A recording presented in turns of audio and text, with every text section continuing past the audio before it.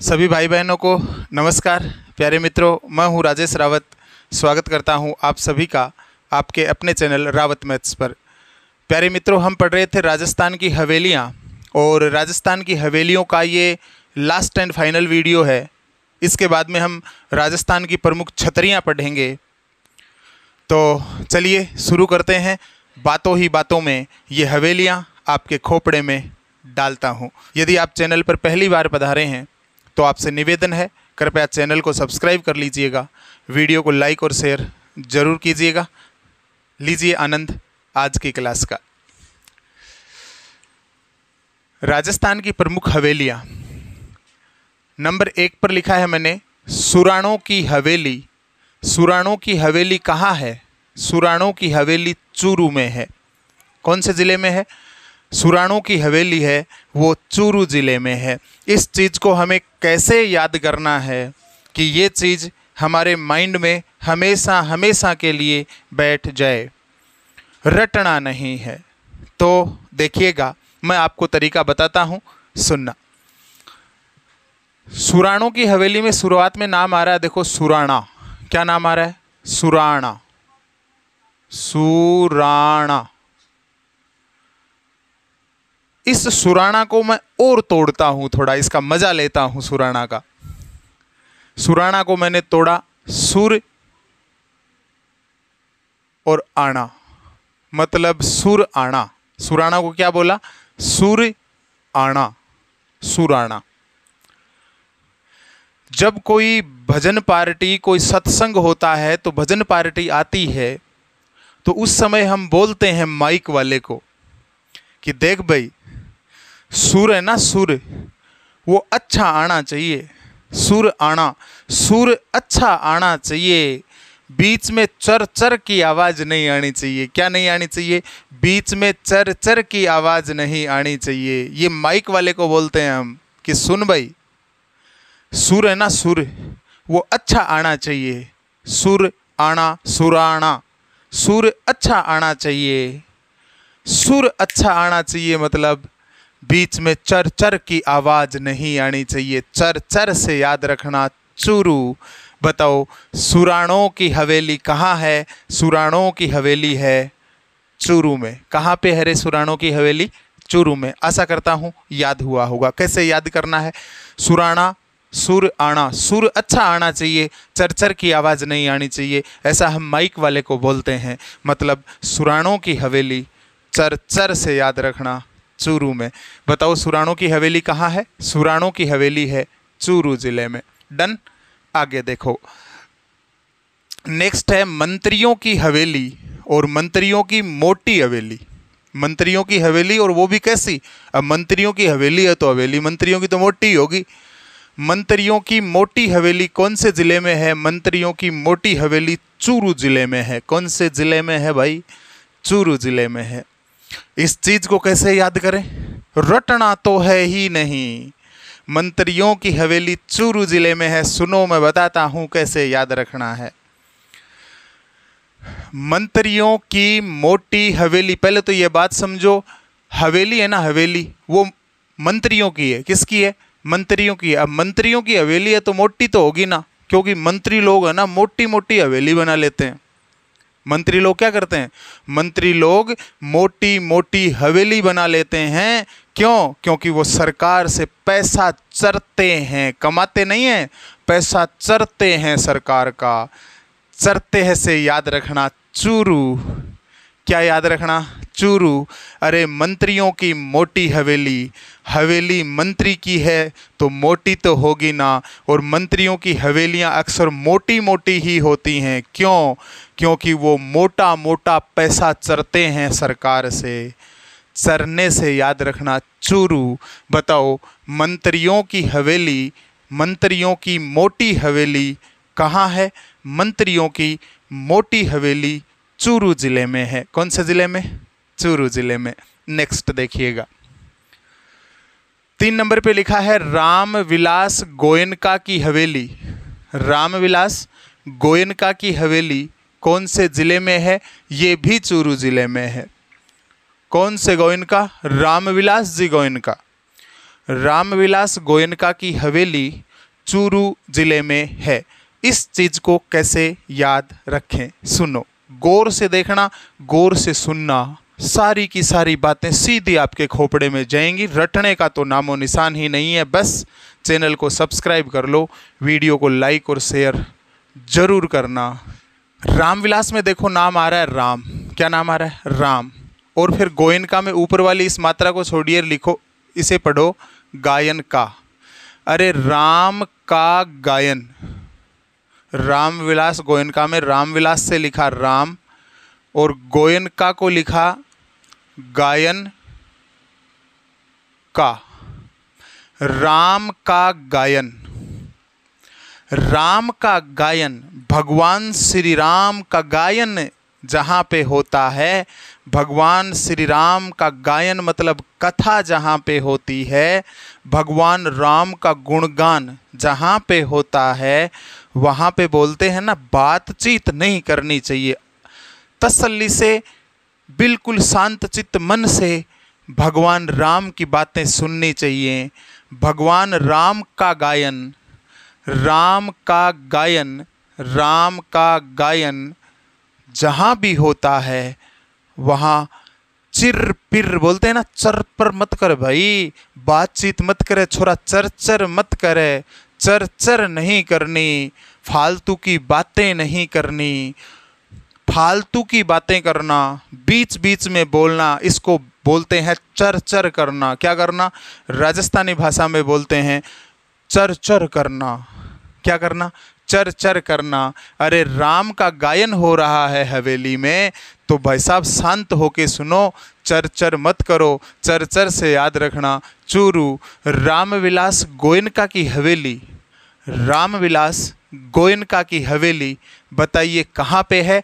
रामविलास गोयनका की हवेली है चूरू जिले में। कौन से जिले में, चूरू जिले में। कैसे कनेक्ट किया, राम का गायन हो रहा है, चर की आवाज़ नहीं करनी, बीच में बातें नहीं करनी, चर नहीं करनी, चर से याद रखना, चूरू जिले में है। कौन से जिले में, चूरू जिले में। नेक्स्ट देखो 4 नंबर पे लिखा है दानचंद चोपड़ा की हवेली। किसकी, दानचंद चोपड़ा की हवेली। कहाँ पे है दानचंद चोपड़ा की हवेली, दानचंद चोपड़ा की हवेली सुजानगढ़ में है, और सुजानगढ़ चूरू जिले में है। कौन से जिले में है, सुजानगढ़ है वो चूरू जिले में है, और सुजानगढ़ के अंदर दानचंद चोपड़ा की हवेली है। कौन से चोपड़ा की, दानचंद जी चोपड़ा की हवेली। प्यारे मित्रों, कैसे याद करना है इस चीज़ को, कनेक्टिविटी देनी है और छोड़ देना है हमेशा हमेशा के लिए, ये आपके खोपड़े में बैठ गया समझो। कैसे, देखो दानचंद चोपड़ा की हवेली में नाम आ रहा है चोपड़ा, और चोपड़ा में नाम आ रहा है चोपड़। क्या नाम आ रहा है, चोपड़। किसी आदमी की कोई सूजन आ गई थी, क्या आ गई थी, सूजन आ गई थी शरीर पे, और उस सूजन को मिटाने के लिए किसी ने तेल की मालिश बताई कि भाई साहब इसके ऊपर तेल चोपड़। क्या चोपड़ इसके ऊपर, इसके ऊपर तेल चोपड़। तो दानचंद चोपड़ा की हवेली में नाम आ रहा है चोपड़। क्या नाम आ रहा है, चोपड़। क्या चोपड़, तेल चोपड़। किस पर, जो शरीर में, हाथ के ऊपर, पैर में कहीं भी सूजन आ गया था किसी के, तो उस सूजन के ऊपर चोपड़। क्या करे, सूजन के ऊपर चोपड़ तेल या कोई दवाई होगी, चोपड़। किस पे चोपड़, जहां सूजन आ रहा है ना, उस सूजन के ऊपर चोपड़। भाई साहब दानचंद चोपड़ा की हवेली सूजन से याद रखना सुजानगढ़ में है। कहाँ पे, अरे सुजानगढ़ में है। और सुजानगढ़ कौन से ज़िले में है, सुजानगढ़ चूरू ज़िले में है। मतलब दानचंद चोपड़ा की हवेली कहाँ पे है, सुजानगढ़ चूरू में है। कैसे याद रखा, दानचंद चोपड़ा की हवेली में नाम आया चोपड़ा, चोपड़ा में नाम लिखा हुआ है चोपड़। क्या चोपड़, कनेक्ट ही ऐसे करना है, चोपड़ भाई साहब तेल, किस पर, सूजन पर। शरीर पर सूजन आ गई, उस सूजन को कम करने के लिए तेल चोपड़। मतलब चोपड़ा की हवेली सुजानगढ़ चूरू में है। आई बात समझ में, याद हो रहा है तो ठोकिएगा, वीडियो को लाइक कर दीजिएगा मेरे भाई, इसे शेयर। नेक्स्ट देखो 5 नंबर पे लिखा है माल जी का कमरा। माल जी का कमरा कौन से ज़िले में है, माल जी का कमरा चूरू जिले में है। कौन से जिले में है? माल जी का कमरा, नाम कमरा है लेकिन है हवेली है। माल जी की हवेली यानी माल जी का कमरा इसे कहा जाता है। माल जी का कमरा कहाँ है? माल जी का कमरा चूरू जिले में है, चूरू में है। कैसे याद रखना है? सुनो मेरी बात। माल जी का कमरा में देखो, कमरा लिखा है और माल लिखा है। अरे कमरे के अंदर क्या पड़ा है? कमरे के अंदर माल पड़ा है। एक बात बताओ, यदि कमरे के अंदर माल पड़ा हो तो आप उस माल पे नज़र रखोगे कि नहीं रखोगे? बिल्कुल रखेंगे। मैं आपसे पूछूं, बताओ उस माल पर आप नज़र क्यों रखेंगे? गुरुजी, माल पर नज़र इसलिए रखेंगे कि कोई वहाँ से चुरा नहीं ले जाए, चोर के नहीं ले जाए, चुरा के नहीं ले जाए, इसलिए नज़र रखोगे ना। अरे कमरा के अंदर क्या रखा हुआ है? कमरा के अंदर तो माल रखा हुआ है, और उस माल पर हम क्या रखते हैं? नज़र रखते हैं। क्यों रखते हैं नज़र? इसलिए रखते हैं कोई चुरा के नहीं ले जाए। चुरा से याद रखना चूरू। अरे भाई साहब, माल जी का कमरा कौन से ज़िले में है? माल जी का कमरा चूरू ज़िले में है। हुआ याद? आगे देखिएगा थोड़ी सी बातें। मैणसर गांव चूरू, चूरू ज़िले में गांव पड़ता है मैणसर गांव। उस मैणसर गांव के तोलाराम की हवेली की प्रसिद्धि सुन करके, मैणसर गांव में, चूरू ज़िले में जो गांव है मैणसर, वहाँ पे एक सेठ था तोलाराम जी। उस तोलाराम जी की हवेली की प्रसिद्धि सुन करके सेठ हजारीलाल कोठारी, सेठ जी थे जिसका नाम था हजारीलाल जी कोठारी, सेठ हजारीलाल जी कोठारी के पुत्र और सेठ शोभाचंद कोठारी के पुत्र मालचंद कोठारी, शोभाचंद कोठारी के पुत्र मालचंद कोठारी ने यह कमरा बनवाया। कौन सा? माल जी का कमरा किसने बनवाया? मालचंद ने ही बनवाया था। इस कारण इसे माल जी का कमरा कहते हैं। इस कारण इसे क्या कहा जाता है? इस कारण इसे माल जी का कमरा कहा जाता है। इस कारण इसे माल जी का कमरा कहते हैं। देखो नेक्स्ट है, बच्छावतों की हवेली कहाँ पे है? बच्छावतों की हवेली बीकानेर में है। बच्छावतों की हवेली कहाँ है? बच्छावतों की हवेली है बीकानेर में। इस चीज़ को कैसे कनेक्ट करूं कि कोई बच्छावतों की हवेली पूछे, मुंह से बीकानेर निकले? सुनिएगा, कनेक्ट करते हैं फिर निकलेगा। बच्छावतों की हवेली में नाम आ रहा है बच्छावतों। बच्छावतों को बोलो बच्चों आवतों। बच्छावतों को क्या पढ़ो? बच्चों आवतों। बच्छावतों को बोलना है बच्चों आवतों। एक बात सुनो, छोटा बच्चा होता है ना, उसकी आदत होती है, वो जब भी किसी दादा के पास, दादी के पास, मम्मी के पास, पापा के पास आता है ना, तो आकर के और मम्मी के कान में, दादा के कान में, दादी के कान में कुछ बोलता है चुपके से। जब थोड़ा बड़ा हो जाता है, ज़्यादा छोटे बच्चे की बात नहीं, बच्चा जब थोड़ा सा बड़ा होता है, थोड़ा सा समझने लग जाता है, तो वो हंसी मजाक करते समय, जब बच्चे से हंसी मजाक करते हैं तो बच्चा आता है, दादाजी से प्रेम करता है, दादाजी के कान में कुछ बोलता है, दादी जी से प्रेम करता है, दादी जी के कान में कुछ बोलता है। बच्चा बोलता है ऐसे। कैसे? बच्चों आऊँ तो, अच्छा बच्चों आऊँ तो कहीं कर तो, बच्चों आऊँ तो बिक्का कान में कुछ बोल तो। बीकानेर में देखो लिखा हुआ है बिक्का कान। बच्चों आम तो बिक्का कान में कुछ बोल तो। बच्चों आम तो बिक्का कान में कुछ बोल तो। बिक्का कान हूँ याद रखना बीकानेर। क्या याद रखना? बीकानेर। अरे बच्छावतों की हवेली में नाम लिखा है बच्छावतों। बच्छावतों को पढ़ो बच्चों आम तो। अब बच्चों आम तो काई कर तो, बच्चों आम तो बिका कान में कुछ कैम तो और चलो जातो।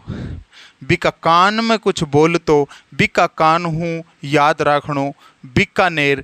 बच्छावतों की हवेली कहाँ है रे? बच्छावतों की हवेली बीकानेर ज़िले में है। कौन से ज़िले में है? बीकानेर ज़िले में। आगे देखिएगा। अब देखो मुंदड़ा की हवेली। किसकी हवेली? मुंदड़ा की हवेली। मुंदड़ा की हवेली कहाँ है? मुंदड़ा की हवेली बीकानेर में है। कहाँ पे है? मुंदड़ा की हवेली बीकानेर में है। या तो ऐसे याद रख लो, मुंदड़ा बोलते हैं अंगूठी को। किसको बोलते हैं? अंगूठी को। अंगूठी को मुंदड़ी, मोटी अंगूठी को मुंदड़ा बोल देते हैं। मुंदड़ा है ना, मुंदड़ा, वो मुंदड़ा बीकानेर में है। बीकानेर में नाम आ रहा है बिक्का। यहाँ पे नाम आ रहा है मूंदड़ा, मूंदड़ा बिका, मूंदड़ा बिका, मूंदड़ा की हवेली बीकानेर में है। या तो ऐसे याद कर लो, कैसे? मूंदड़ा बिका, मूंदड़ा बिक गया, मतलब मूंदड़ा की हवेली बीकानेर में है। या फिर इसको ऐसे कनेक्ट करो, मूंदड़ा में नाम आ रहा है मूंद, क्या नाम आ रहा है? मूंद। ऐसे बोलते हैं राजस्थानी भाषा में कि कोई आदमी अगर किसी चीज़ की परवाह नहीं करता है तो उस आदमी के लिए घर वाले बोलते हैं कि इसने आंख तो ली मूंद, कान लिए भींच, इसको कोई परवाह नहीं है, इसको क्या लेना देना है अपने काम से, ये अपनी मस्ती में रहता है। इसने अपने घर के लिए, अपने काम के लिए आंख तो ली मूंद, कान लिए भींच, आंख तो ली मूंद, कान लिए भींच, इसको कोई मतलब नहीं है अपने घर के काम से, ये तो बस आवारा की तरह घूमता है। मूंदड़ा की हवेली में नाम आया मूंद, आंख ली हुई मूंद, कान लिया भींच, बीकानेर में नाम आ रहा है कान। अरे मूंदड़ा की हवेली कहाँ है? मूंदड़ा की हवेली बीकानेर ज़िले में है। कौन से ज़िले में है? बीकानेर ज़िले में है। आशा करता हूँ याद हुआ होगा। या तो मूंदड़ा बिका, मूंदड़ा की हवेली बीकानेर, या मूंद और कान भींच, आँख्या न मूंद कान न भींच, बस बीकानेर में है। नेक्स्ट देखो, गुलेच्छा की हवेली, गुलेच्छा की हवेली बीकानेर ज़िले में है। कहाँ पे है गुलेच्छा की हवेली? गुलेच्छा की हवेली है वो बीकानेर ज़िले में है। इस चीज़ को कैसे कनेक्ट करें? सुनो मेरे भाई, मैं हर एक बात आपको कनेक्ट करवाऊँ, मैं हर एक बात आपको कनेक्ट करवाऊँगा। आपको नोट्स बनाने के बाद में इसी कनेक्टिविटी के साथ चीज़ें कनेक्ट कर करके छोड़नी है, न कि रट के। ये चीज़ें बहुत आसान हैं और आसानी से आपके खोपड़े में बैठ जाएंगी। यदि आप जीके में 0 लेवल पर भी हैं तो भी आपको बहुत सारी बातें मैं बातों ही बातों में याद करवा के छोड़ दूंगा, रटना तो बहुत दूर की बात है। देखिएगा, गुलेच्छा की हवेली बीकानेर में है। कैसे याद करें? गुलेच्छा की हवेली में नाम आया गुलेच्छा। एक शब्द है जिसको राजस्थानी भाषा में हम बोलते हैं गुलछर्रा। क्या बोलते हैं? गुलछर्रा। कोई आदमी ज़्यादा पैसे खर्च करता है, फालतू के पैसे खर्च करता है, जिस चीज़ की ज़रूरत नहीं है वो चीज़ लेके आ जाता है, उसको बोलते हैं गुलछर्रा करना। क्या करना? खानी चाहिए सब्जी रोटी, खाता है मावे की मिठाई। काम यदि सब्जी रोटी से हो रहा है तो फिर मावे की मिठाई में पैसा क्यों खर्च कर रहा है? मतलब गुलछर्रा कर रहा है, पैसे उड़ा रहा है। गुलेच्छा की हवेली में नाम आ रहा है गुलेच्छा। मैंने इस गुलेच्छा को समझा गुलछर्रा। क्या समझा? गुलछर्रा। अरे कोई आदमी यदि गुलछर्रा करेगा, आवश्यकता से ज़्यादा खर्च करेगा, आवश्यकता से ज़्यादा खर्च करना, उसी को बोलते हैं गुलछर्रा करना। अरे कोई आदमी यदि गुलछर्रा करेगा तो कुछ ही दिनों में उस आदमी का सब कुछ बिक जाएगा। भाई साहब, बिकेगा कि नहीं बिकेगा? अरे कितने एक दिन गुलछर्रे करेगा, आवश्यकता से ज़्यादा खर्च कर रहा है, कमा कम रहा है, खर्च ज़्यादा कर रहा है, तो एक दिन ऐसी नौबत आएगी कि नहीं कि घर का सामान भी बिक जाएगा उसका। बिकेगा कि नहीं बिकेगा? बिके कि नहीं बिके? आपको बात याद हो गई। बीकानेर। गुलेच्छा की हवेली कहाँ है? बीकानेर। गुलछर्रा करेगा तो भाई साहब घर का सामान बिकना ही है, बिकने से याद रखना बीकानेर। गुलेच्छा की हवेली बीकानेर ज़िले में। कौन से ज़िले में है? बीकानेर ज़िले में। नेक्स्ट देखिएगा, 9 नंबर पे लिखा है पंसारी की हवेली। किसकी हवेली? पंसारी की हवेली। कहाँ पे है? श्री माधोपुर में है। श्री माधोपुर नीमका थाना ज़िले में पड़ता है। श्री माधोपुर नीमका थाना में ये पंसारी की हवेली है। पंसारी है ना, ये जड़ी बूटियों वाला सामान रखते हैं, जानते हैं ना। पंसारी की हवेली में नाम आया पंसारी। पंसारी कौन होते हैं? पंसारी जड़ी बूटियों वाला सामान रखते हैं। ऐसा सामान जो आयुर्वेदिक दवाई में काम आता है ना, वो सामान सारा का सारा किसके पास मिलता है? पंसारी के पास मिलता है। मिलता है ना, जानते हैं आप पंसारी को? तो देखिएगा आगे ये बात आपकी कनेक्ट हो जाएगी। श्री माधोपुर में नाम आ रहा है माधोपुर। माधोपुर। नीमका थाना में नाम आ रहा है नीमका। नीमका थाना में क्या नाम आ रहा है? नीमका।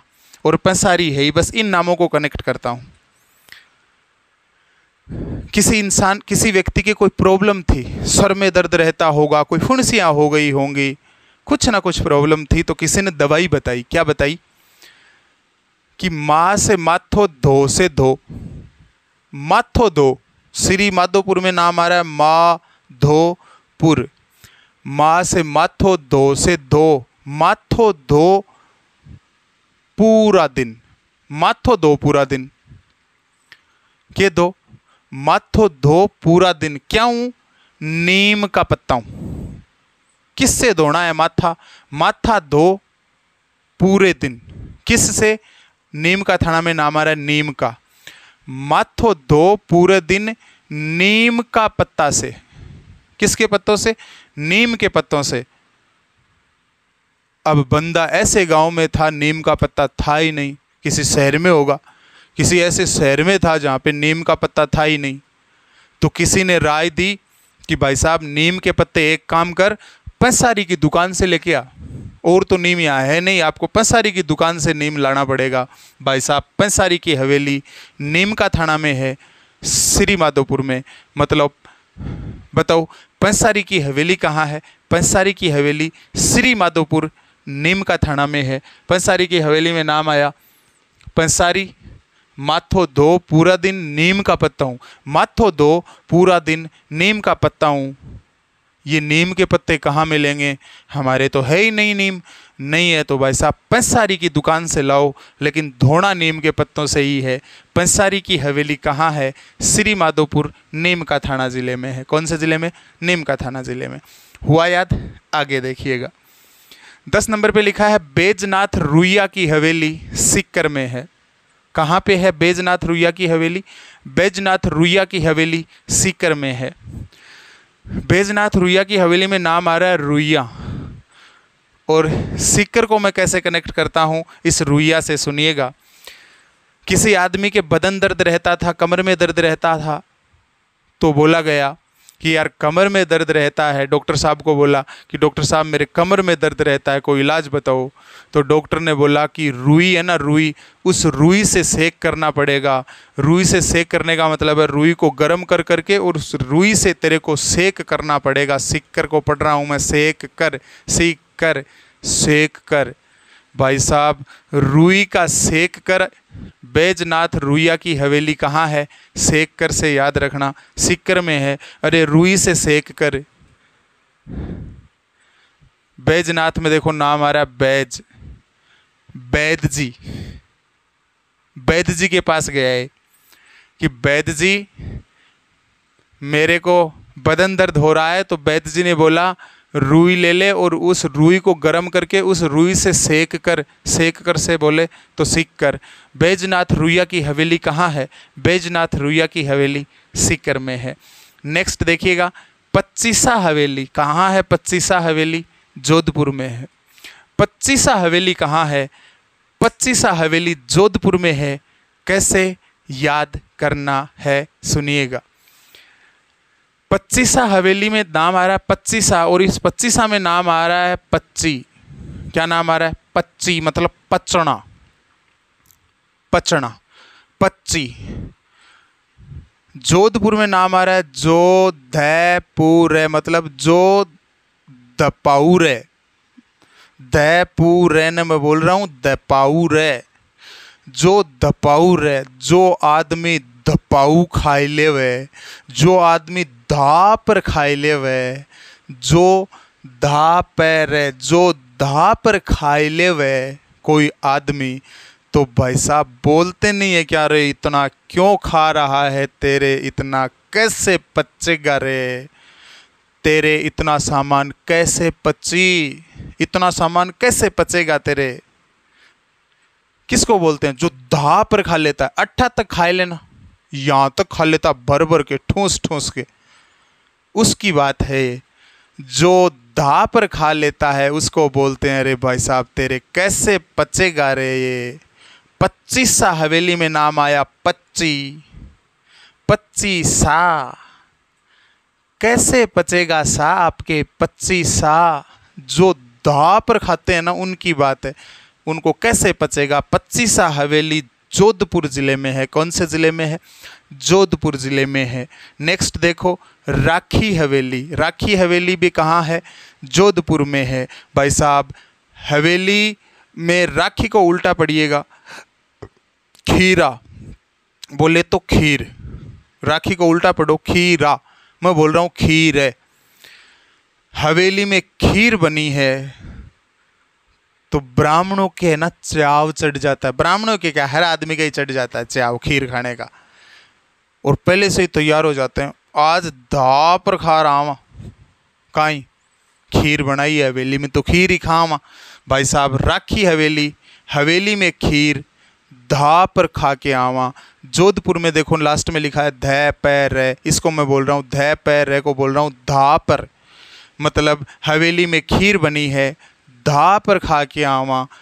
राखी हवेली जोधपुर में है। कहाँ पे है? राखी हवेली जोधपुर में है। अब आप बोलोगे सर हमें क्या पता उल्टा करना। भाई साहब कनेक्टिविटी देने के लिए आपको यही तो अभ्यास करना है। मैं रटने के लिए लालच थोड़ी कर रहा हूँ आपको कि रटो, उल्टा करके देख लो नाम को, कुछ ना कुछ कनेक्ट हो ही जाएगा। राखी हवेली कहाँ है? राखी हवेली जोधपुर में है। 13 नंबर पे लिखा है सेठ चंदनमल ढड्डा की हवेली कहाँ है रे? बीकानेर में है। सेठ चंदनमल ढड्डा की हवेली, ये जो ढड्डा है ना, इस ढड्डा को मैं बोलता हूँ ठड्डा। क्या बोलता हूँ? इसको मैं बोलता हूँ ठड्डा। ठड्डा बोलते हैं जबरदस्ती, जबरदस्ती करना को बोलते हैं ठड्डा करना। क्या करना? ठड्डा करना है तो ढड्डा, मैं बोल रहा हूँ ठड्डा। ठड्डा का मतलब होता है जबरदस्ती करना। क्या करना? जबरदस्ती करना। मतलब ये जो सेठ थे ना, ये ठड्डा से मतलब जबरदस्ती सामान के चंदन मलमल के, चंदन मल को देखो, चंदन को मलमल के, नकली सामान था असली नहीं था, लेकिन चंदन मलमल के उसको असली दिखाने लग गए और ठड्डा से सारा सामान बेच दिया। अरे सेठ लोगों ने ठड्डा से नकली सामान के चंदन मलमल के, चंदन मल लिखा है ना, इसको मैं बोल रहा हूँ चंदन को मलमल के, चंदन लगा लगा के सामान के। अरे सेठ लोगों ने ठड्डा से मतलब जबरदस्ती नकली सामान के चंदन मल के बेच दिया, बिका दिया। बेचने को बोलते हैं बिकना। बिकना से याद रखना बीकानेर। भाई साहब सेठ चंदनमल ढड्डा की हवेली कौन से ज़िले में है? बीकानेर ज़िले में है। कौन से ज़िले में है? बीकानेर ज़िले में है। नेक्स्ट देखो बड़े मियाँ की हवेली। बड़े मियाँ की हवेली जोधपुर में है। इसे आप कनेक्ट करिएगा, मेरे से इसकी कनेक्टिविटी बैठी नहीं। बड़े मियाँ की हवेली कहाँ है? जोधपुर में है, या फिर वैसे याद कर लीजिएगा एक दो को तो। और लास्ट है पुस्से हवेली। ये इम्पोर्टेंट है, एग्ज़ाम के लिए याद रखना ही है।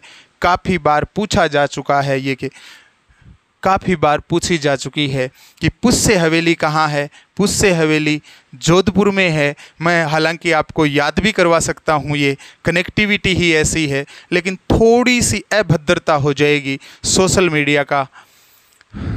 मीडिया की बात है, अगर मैं थोड़ी सी अभद्रता यदि करूँगा शोभा नहीं देता, इसलिए आप इसको डायरेक्ट याद कर लीजिएगा या अपनी तरफ से कनेक्टिविटी दे दीजिएगा। मैंने कनेक्टिविटी दे रखी है, वो कनेक्टिविटी केवल मेरे पर्सनल यूज के लिए है। इतनी ज़बरदस्त कनेक्टिविटी है, लेकिन सोशल मीडिया पर इसकी अभद्रता जल्दी झलकती है, इसलिए मैं इस चीज़ को कनेक्ट नहीं कर रहा हूँ। हालांकि है मेरे पास इसका जुगाड़। पुस्से हवेली कहाँ है?